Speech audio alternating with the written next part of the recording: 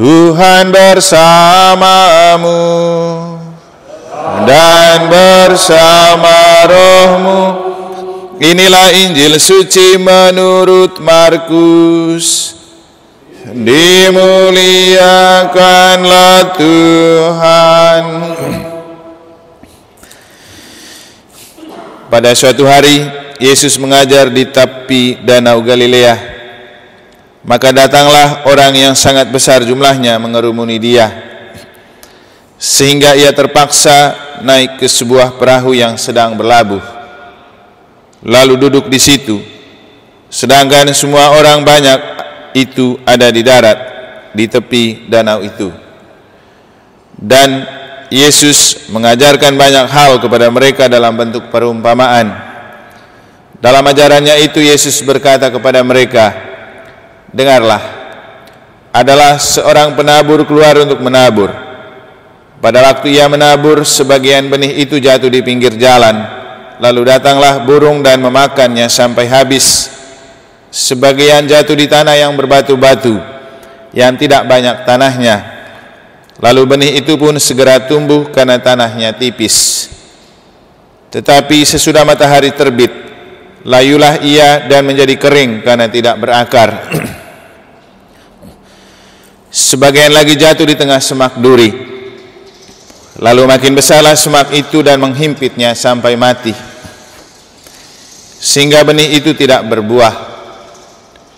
Dan sebagian jatuh di tanah yang baik, lalu tumbuh dengan subur dan berbuah. Hasilnya ada yang 30 kali lipat, ada yang 60 kali lipat, ada yang 100 kali lipat." Dan Yesus bersabda lagi, "Siapa mempunyai telinga untuk mendengar, hendaklah ia mendengar." Ketika Yesus sendirian, pengikut-pengikutnya dan ke-12 murid menanyakan arti perumpamaan itu. Jawabnya,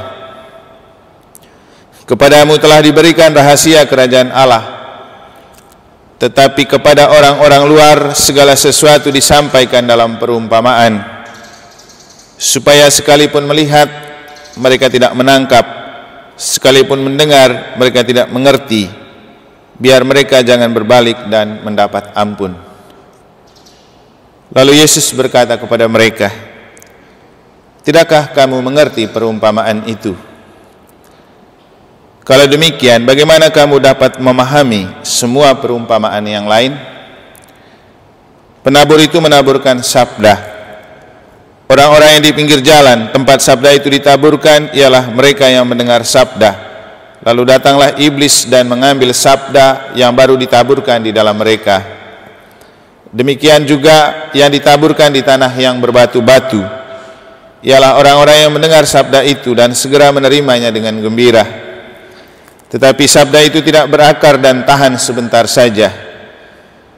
Apabila kemudian datang penindasan atau penganiayaan karena sabda itu, mereka segera murtad. Dan yang lain yang ditaburkan di tengah semak duri, ialah yang mendengar sabda itu. Tetapi sabda itu lalu dihimpit oleh kekhawatiran dunia, tipu daya dan kekayaan dan keinginan-keinginan akan hal lain, sehingga sabda itu tidak berbuah. Dan akhirnya yang ditaburkan di tanah yang baik, ialah orang yang mendengar dan menyambut sabda itu lalu berbuah. Ada yang 30 kali lipat, ada yang 40 kali lipat, ada yang 60 kali lipat, dan ada yang 100 kali lipat." Demikianlah sabda Tuhan. Terpujilah Kristus.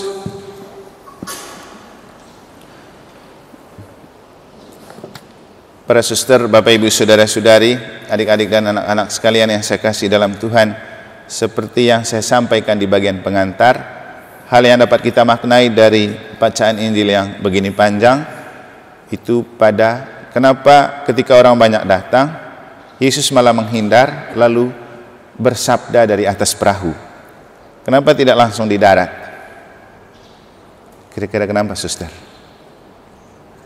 Mestinya kalau kita memakai gaya para caleg atau orang-orang yang mau menjabat mendekat pemilu, senang kalau dikerumuni orang banyak, berarti masanya banyak dan makin populer. Tidak mungkin dia jaga jarak lagi, malahan makin mepet. Bahkan dia akan selalu menjemput bola untuk berada di tengah orang banyak. Tapi Yesus ini sudah didatangi orang banyak, malah menghindar, lalu berbicara dari atas perahu. Apa artinya? Sebenarnya kalau kita melihat bacaan ini dalam konteks yang lebih lanjut, terutama ketika Yesus menyampaikan perumpamaan, perumpamaannya tentang benih yang ditaburkan dengan macam-macam lahan yang menerimanya. Kemudian ketika murid-muridnya bertanya, mengapa Yesus menyampaikan sabda dalam bentuk perumpamaan kepada mereka? Dan Yesus dengan jujur mengatakan pada muridnya, supaya kalaupun mereka mendengar, mereka tidak paham, tidak mengerti, supaya mereka itu terus jauh dari kerajaan Allah. Berarti kan Yesus tidak ingin mereka selamat. Lalu kenapa Yesus tidak ingin mereka selamat padahal mereka datang? Jawabannya, itulah resiko dari ketika datang karena demi viral. Jadi itu mereka orang beriman viral. Karena lagi viral kalau Yesus itu seorang yang penyembuh, seorang yang hebat, maka mereka datang. Bukan karena beriman, tapi supaya populer bersama Yesus. Tetapi iman mereka dangkal. Makanya Yesus bilang, orang-orang seperti ini walaupun kita omong, paling sebentar saja mereka percaya, atau kemungkinan waktu ada bersama Yesus, setelah itu sudah tidak lagi, tidak percaya lagi. Ini menggambarkan gaya hidup kita di zaman ini. Kadang-kadang juga orang ke gereja karena hari raya atau karena tugas panitia. Nanti kalau sudah tidak hari raya dan tidak tugas panitia lagi, hilang lagi kan? Itu namanya iman musiman. Iman karena lagi booming, atau karena supaya viral, atau supaya kesannya kerja. Nah, itulah yang dimaksudkan oleh Yesus ketika Yesus itu mengambil jarak. Tidak penting untuk berbicara serius kepada orang-orang seperti itu, karena nanti setelah itu hilang lagi. Atau mungkin juga kita semua tahu kebiasaan kita di negara, kalau lagi anak mau baptis pasti rajin ke gereja, kalau lagi anak mau nikah pasti rajin ke gereja. Nanti kalau sudah dinikahkan atau dibaptis, hilang lagi dari gereja. Satu keluarga hilang semua. Tapi kalau ada mau-maunya, satu keluarga muncul semua sampai dengan cucu-cucu. Nanti kalau sudah dilayani, hilang. Kelihatan kan? Nah, inilah ciri orang yang imannya itu seperti terhimpit oleh batu. Ketika digoncang sedikit, atau dia datang karena dia punya kepentingan. Sama seperti orang banyak itu, karena mereka punya kepentingan, makanya mereka datang. Yesus juga tahu isi hati mereka, makanya Yesus tidak serius mengajar mereka. Nah, beda dengan para rasul, para murid yang setiap hari ikut bersama Yesus. Yesus bilang apa? Kalau dengan kamu saya detil menjelaskan, supaya kamu betul-betul paham. Tapi kalau dengan mereka saya pakai perumpamaan saja, karena percuma juga omong banyak dengan mereka. Toh bukan untuk beriman mereka ikut, tapi untuk hura-hura saja. Bapak Ibu, saudara-saudari, kadang-kadang begitu juga Yesus dengan kita. Yesus melihat hati kita. Yesus tahu siapa kita. Yesus tahu siapa yang datang ke gereja karena memang dia beriman. Siapa yang datang ke gereja karena lagi butuh. Yesus tahu. Nah, percuma kita menipu romo, percuma kita menipu seksi keluarga, percuma kita menipu seksi katekese yang rajin hanya karena mau dibaptis atau mau menikah. Tuhan tahu hati kita. Nah, itulah juga kenapa kemudian kita tidak bisa memahami hidup kita, karena kita hanya tahu sedikit saja sabda Allah, tidak paham benar. Dan Yesus tidak mengajarkan kita secara benar. Atau kalau Yesus mengajarkan kita secara benar, kita juga dengar sambil lalu saja. Masuk telinga kiri, keluar telinga kanan. Padahal kalau kita betul serius menyimak sabda Allah, pasti setiap sabda Allah dan khotbah itu ada gunanya untuk hidup.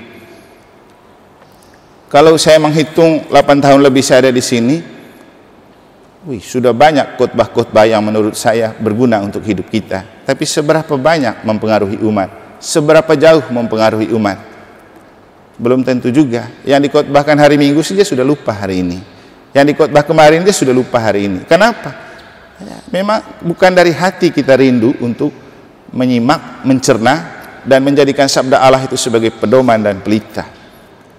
Bapak Ibu, Tidak ada gunanya kita terus mendengar sabda Allah kalau kita tidak memahami. Dan tidak ada gunanya kita terus membaca dan mendengarkan sabda Allah kalau kita tidak percaya bahwa itu adalah kekuatan untuk menginspirasi hidup, untuk menerangi hidup, untuk menjadi pedoman hidup. Maka kemarin saya bilang, yang terpenting dari sabda Allah adalah melakukan, bukan saja mendengar, bukan hanya sekedar berkhotbah. Kenapa kemudian saya bilang kepada kita, tidak apa-apa kita jadi orang Katolik dan tidak hafal kitab suci, tidak apa-apa. Karena yang penting bukan menghafal, tapi bagaimana menghidupkan sabda Allah itu dalam tingkah laku. Jadi perbuatan itu lebih penting. Kemudian hal kedua yang dapat kita maknai, Daud.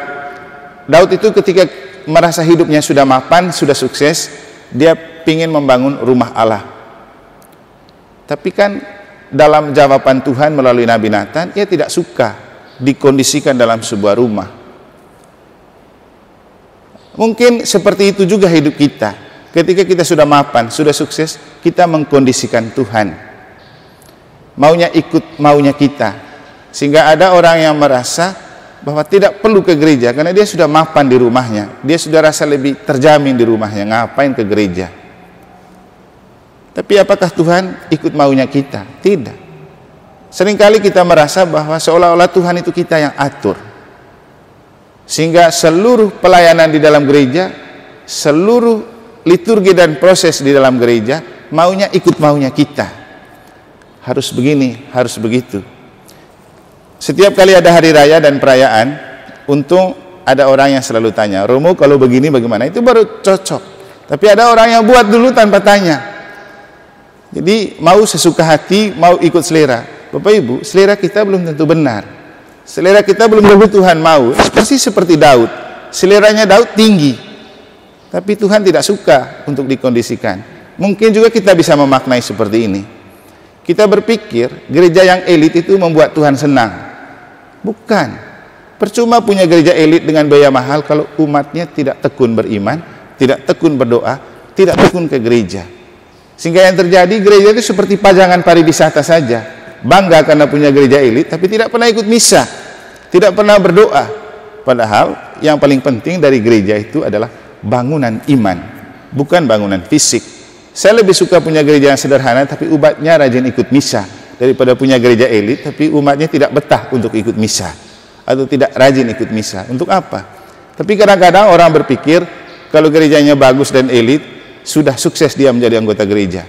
Ternyata bukan itu. Lagi-lagi apa yang dikatakan oleh Tuhan kepada Daud adalah sebuah contoh.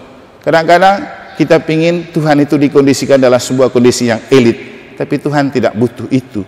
Tuhan butuh untuk kita jadi gereja yang hidup di tengah masyarakat, yang terbuka kepada siapapun. Yang dalam khotbah kemarin saya bilang, yang paling penting adalah perlakuan, perbuatan, perwujudan dari iman. Akhirnya Bapak Ibu Saudara-saudari, hari ini kita merayakan peringatan Santo Fransiskus dari Sales. Dia itu pelindung wartawan dan pers, karena dia adalah orang pertama yang memakai media untuk mewartakan sabda Allah. Saya rasa kita hidup di zaman era milenial dengan medsos yang berselebaran. Coba pakai medsos untuk pewartaan, dan coba sesekali melihat pewartaan di dalam medsos. Jangan buka TikTok yang hanya untuk goyang-goyang saja. Itu juga perlu, tapi tidak harus terus-terus. Coba dengar khotbah sedikit di sana, dengar informasi-informasi tentang iman. Tapi juga hati-hati Bapak Ibu, karena kadang-kadang orang khotbah bagus demi viral, tapi belum tentu mencerminkan isi kitab suci dan belum tentu berisikan sabda Tuhan. Kan banyak orang khotbah viral sekarang, tapi apakah itu sesuai dengan pesan kitab suci? Kadang-kadang kita pengkhotbah, berkhotbah sesuai dengan selera kita, maunya kita. Belum tentu Tuhan maunya begitu. Jadi hati-hati juga untuk melihat. Ada ajaran-ajaran yang resmi yang memang betul dari kewibawaan gereja, tapi ada juga ajaran-ajaran yang demi viral, tapi kita seringkali menganggap itu benar. Gereja Katolik selalu punya kewibawaan, dan kalau bicara tentang ajaran iman, ada namanya magisterium gereja. Magisterium gereja adalah orang-orang yang dipilih untuk berbicara tentang sabda Allah, untuk berbicara tentang ajaran-ajaran iman. Seperti yang saya katakan hari Minggu kepada kita, ketika yang lagi viral itu perkawinan beda agama tidak diperbolehkan, belum tentu gereja Katolik menyetujui, karena dia punya ajaran tersendiri. Ketika viral cerita tentang pernikahan sejenis, belum tentu gereja Katolik menyetujui itu. Jadi kita punya ajaran-ajaran yang memang sangat mendasar dan kuat, dan gereja Katolik baru menyetujui sebuah kenyataan kalau itu suara resmi dari gereja. Biasanya pengumuman resmi akan disampaikan melalui uskup, imam, paroki. Kenapa kemudian penting kita mendengar pengumuman paroki? Karena itu yang resmi informasi dari gereja. Tapi seringkali umat kita percaya pada info-info yang ada di medsos, bahkan dari paroki lain yang belum tentu relevan dan aktual untuk paroki kita. Jadi memakai medsos itu dalam arti yang positif sangat bagus untuk membantu kita mendengar pewartaan atau untuk memperluas pewartaan, tapi dari sisi yang lain juga secara negatif bisa menjebak kita dalam ajaran yang keliru. Semoga Santo Fransiskus dari Sales, orang kudus yang kita peringati pada hari ini, membimbing kita, membimbing umat kita untuk memakai media sosial sebagai sarana untuk pewartaan dan sarana untuk kita makin mengenal ajaran iman yang benar. Semoga Tuhan memberkati.